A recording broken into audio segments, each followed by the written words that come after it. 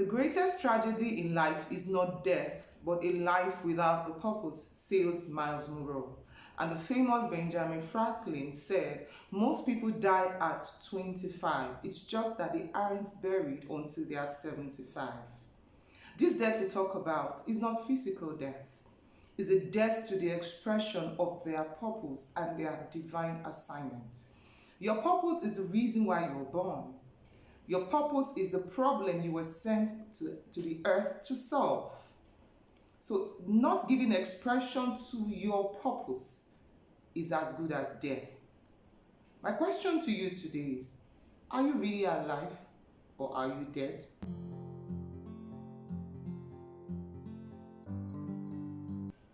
Good day, viewers. You're welcome to your program, Inspiring Moments with Evelyn, a time where you get inspired and fired up to do better. The time where the sleeping giant in you will be challenged. A time where your dreams will move from the level of just dreams to reality. Today we're going to be looking at how to find your assignment, how to discover your purpose. The last time, remember, we discussed about purpose.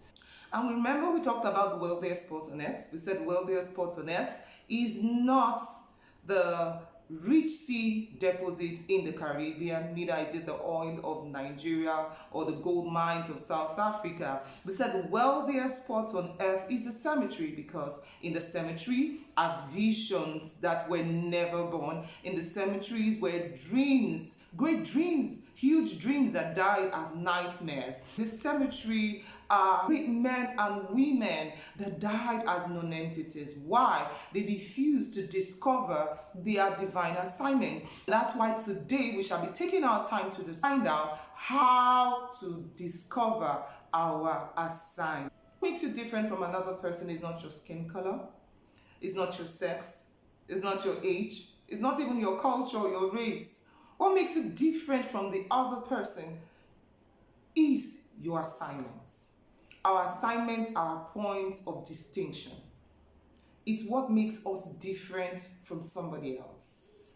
Now, what is it that you see that stirs you up that doesn't stir others? What is it that you see and you can't seem to take your eyes off it?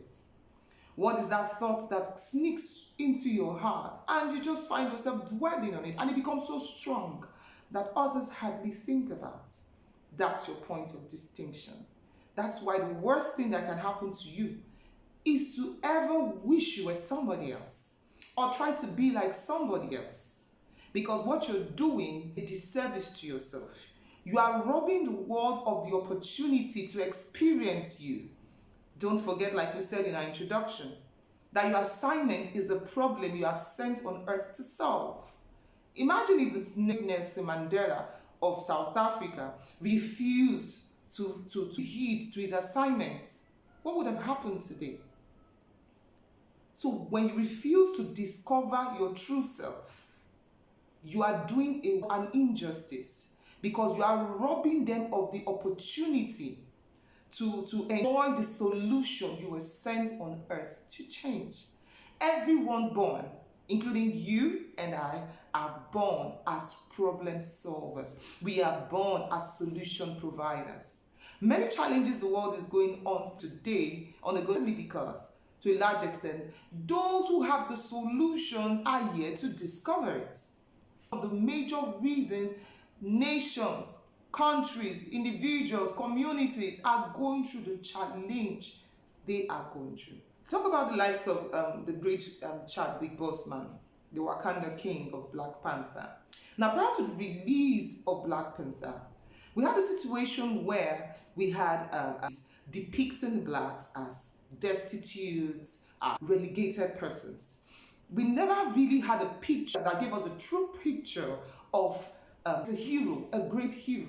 But with the fate of Black Panther and of course Chadwick Boseman, today we have Wakanda, where we can look, children can actually have an icon to look up to and say, wow, indeed, so if the blacks can actually be this. So what did they do by Suba? They actually solved a problem. Take a look around the world today. There are problems begging for answers. And you are the solution to some of these problems. My question to you today is, have you actually discovered the problem you're sent to solve? Or are you possibly solving another person's problem? It's high time you arose. Assignment is the place where your money is waiting for you.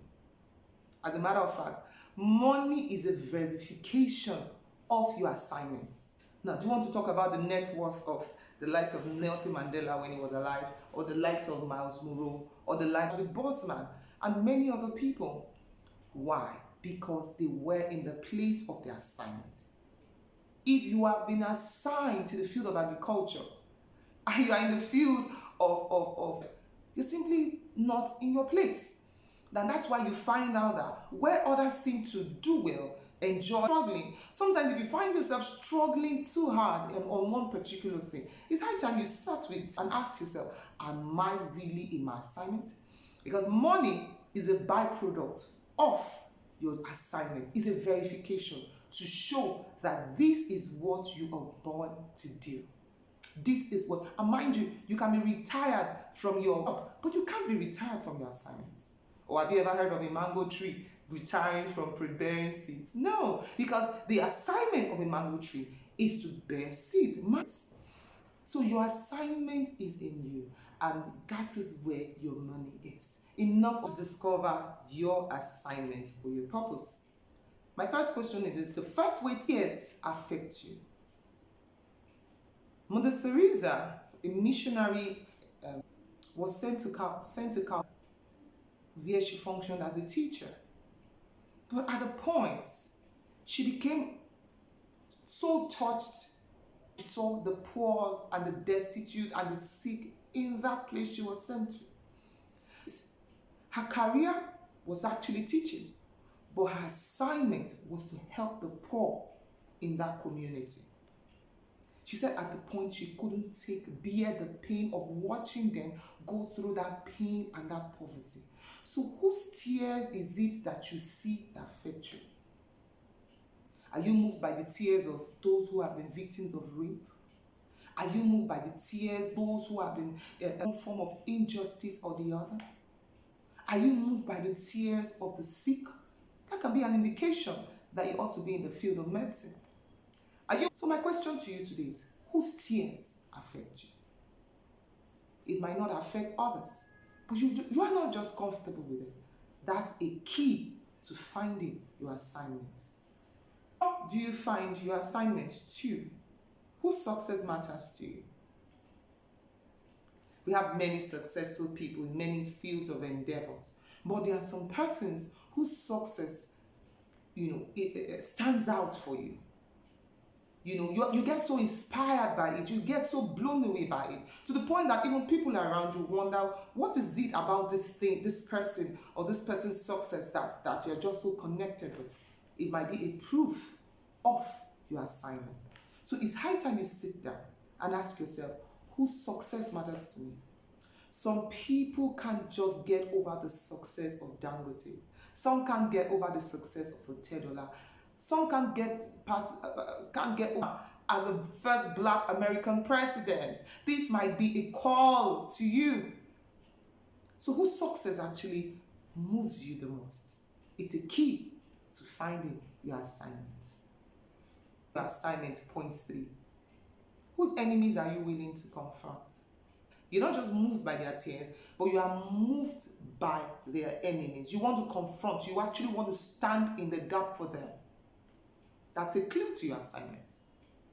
Martin Luther King lived in a time where there was great racial discrimination against the blacks in America. He was so moved to the point that he was ready to confront, and he actually confronted the enemies of the black at that time, which was the monster called racial discrimination.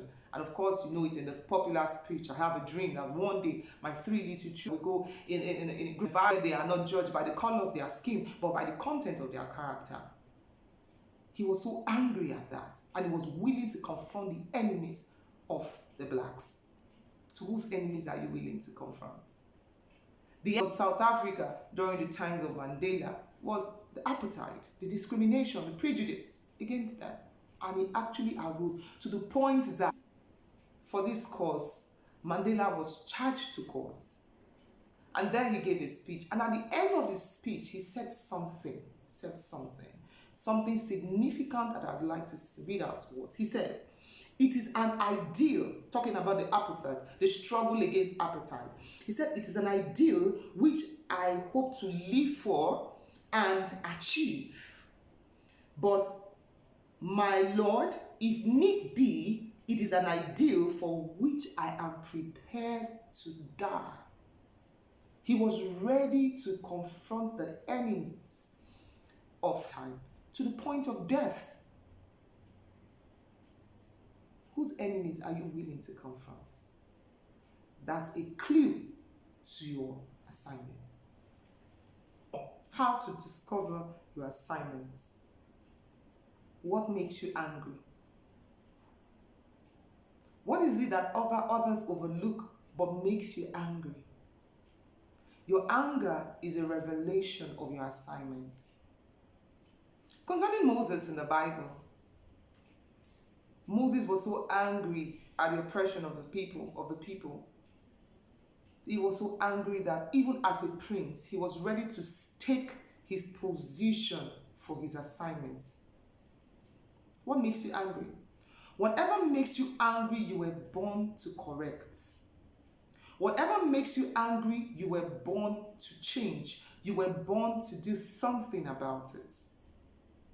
I told you about Mother Teresa. In her book, she said, a time came that I couldn't take it anymore. Her anger took her away from the classroom to the streets. And there, she was able to fulfill her assignment. What makes you angry? Than poverty. For some people, they can't stand oppression. For some people, they can't stand ignorance. I personally, I hate to see where young persons filled with huge potentials refuse to release their potentials. And that's my purpose. I'm actually sent to help you to ensure that you live a meaningful and purposeful life, so that at the end of your life, the grave does not benefit anything. Why? Because you died empty. You released everything back to the earth. So what makes you angry? It's a revelation of your assignment. So it is high time you had a time with yourself. Sit down. Ask yourself deep questions. All that you need in life is tied to your assignment. Your money, your international trips, your dreams, your aspirations are all embedded in your assignments. Enough of running the rat race. It is high time you sit back and discover the real you. Just like many years ago, research was conducted in America about people who were close to dying, and they were all asked the question, most separately, what is it you wish you would have done better if given another chance? What would you have done better? And all of them said that they wish they discovered the true purpose for living, that they would have lived their lives differently and impacted the world. You still have a chance to. As you're listening to me now, I want you to get a pen and a paper. What are your strengths? What is your anger? Whose enemies are you willing to confront? What makes you uncomfortable? Whose success inspires you? This is the time to arise and fulfill your destiny. Till I come your way again, I remain Evelyn Olatubuzu. Go out there and make a difference. Thank you.